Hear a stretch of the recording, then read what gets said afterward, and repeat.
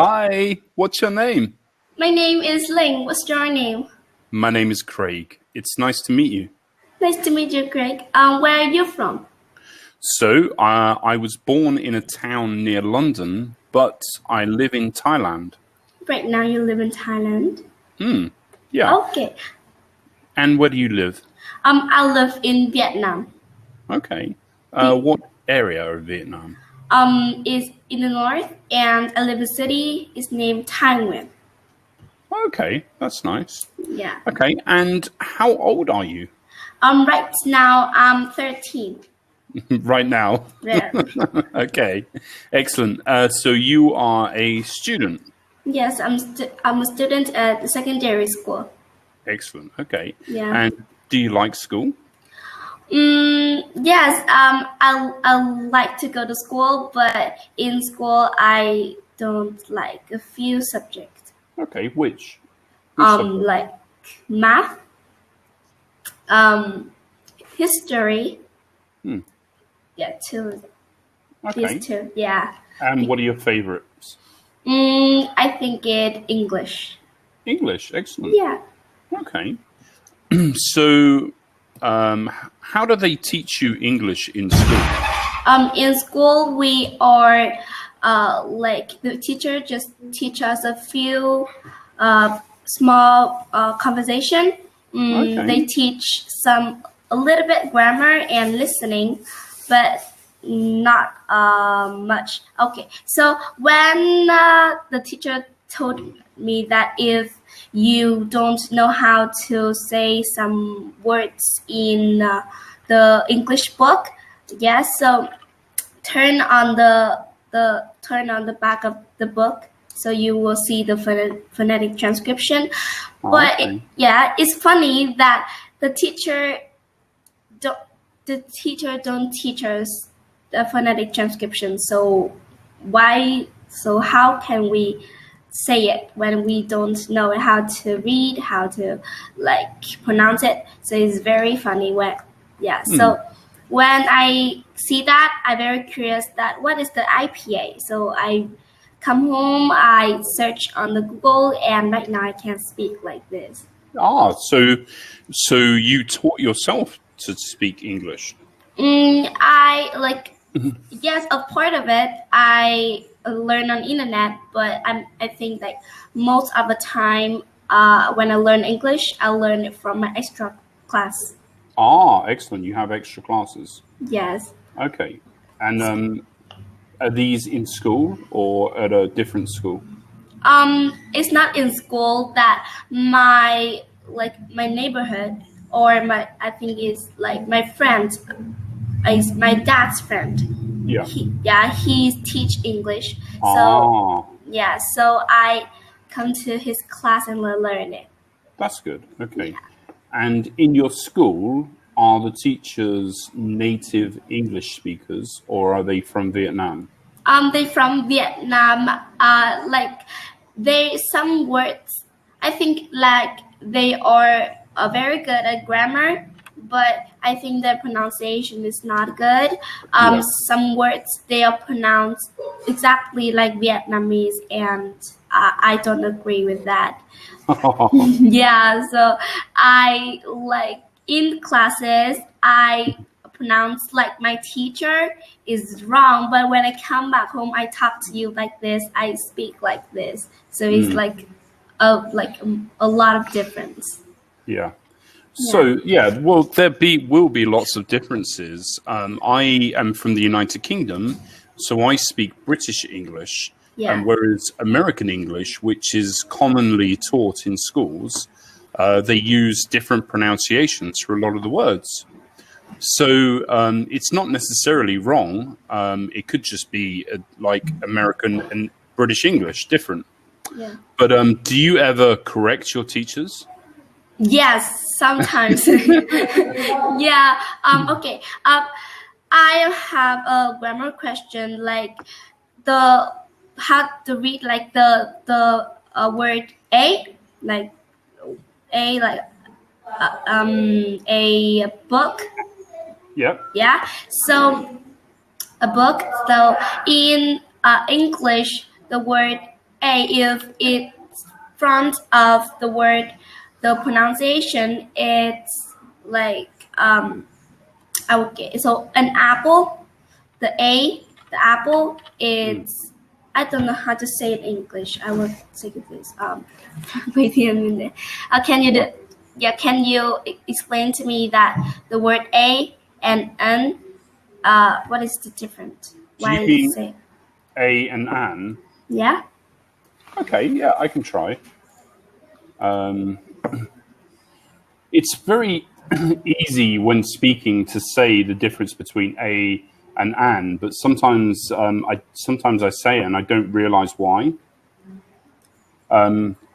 So you should use A before words that start with a consonant sound, and An before words that start with a vowel sound.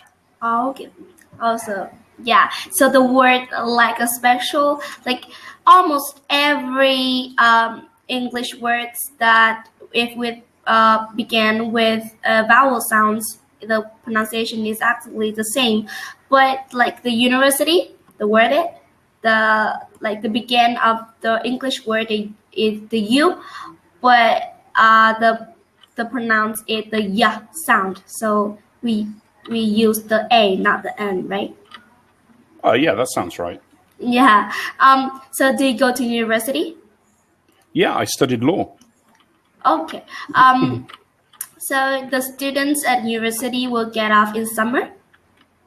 Yeah, we normally have a long summer holiday. I think it's around 2 months. Yeah.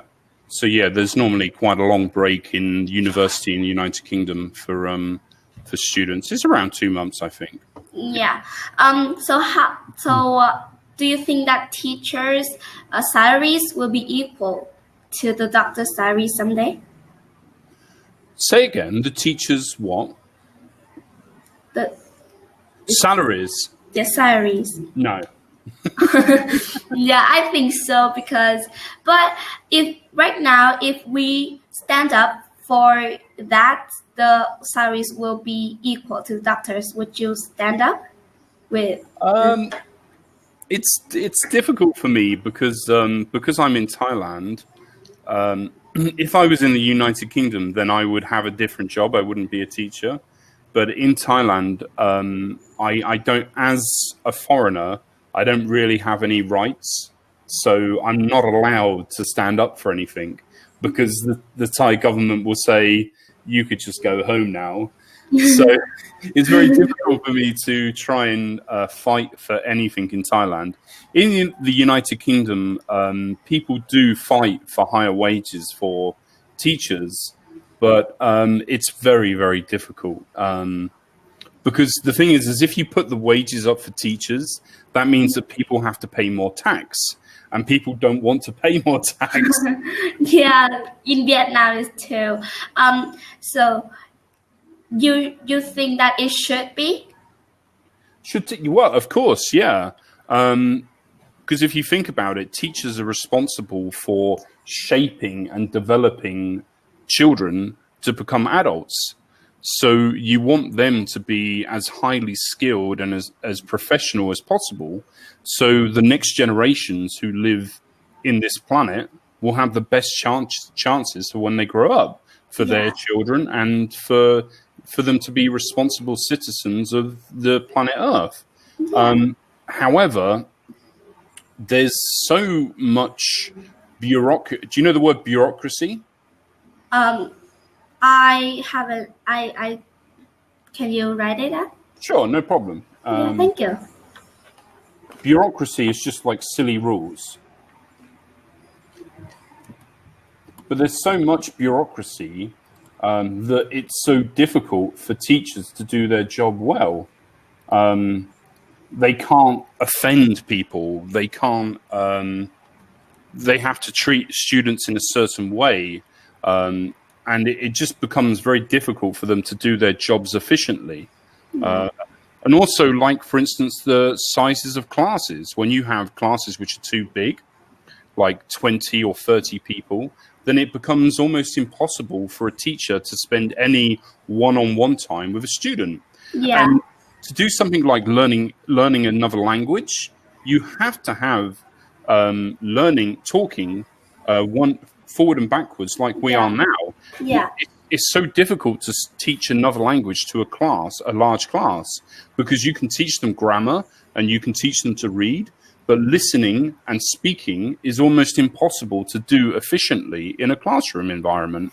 You could do it for, say, 5 people or 10 people, but any larger and it becomes difficult to keep everybody's attention and interact with everybody so everybody has a good time. And of course, people learn when they have a good time. If they hate it and they don't want to be there, they will not learn a single thing. Yeah, in Vietnam, the students in your country, what the average the one classes have, how much students in that? I think it's between 20 and 30 people per class. Yeah, I think maybe between maybe between 15 and 25. That was when I was in school. That was many years ago. Maybe there's more now. I don't know. Yeah, right now in Vietnam, there is amount like 40 to 45. Yeah, among that. So if we learn other subjects like math, like music, we are in the large class, is okay. But when I learn English, when I learn in school, the teacher just teach like this word you read like this word you read like this, and don't check to all the students. We don't have a time classes for English subject to surround for 45 minutes. So exactly. Yeah, we don't have time to talk with each student. So yeah, it's very hard to students can learn exactly English. We just this teacher just pass it very quickly. We can't remember it. Exactly. It's practically impossible. However, one good thing is that if you can read and write English, then it becomes a lot easier to learn to speak English in your own free time if you want to. Yeah. The reading and writing is important, and it does make things easier, but it's not a perfect world. Yeah, right now students are familiar to the internet, so we have a lot chance to learn English more than the before generation. Yeah. So right now in my family, just me can't talk English like this. My mom and dad, they just a little bit know English because they are teacher too. Yeah. So maybe you can help them. My father and my mom, they always ask me when they have a title on the TV. They say, "Hey, what this mean in Vietnamese? What does it mean in English? Vietnamese?" So I'm very busy to translate for them. Yeah, and that's good practice for you.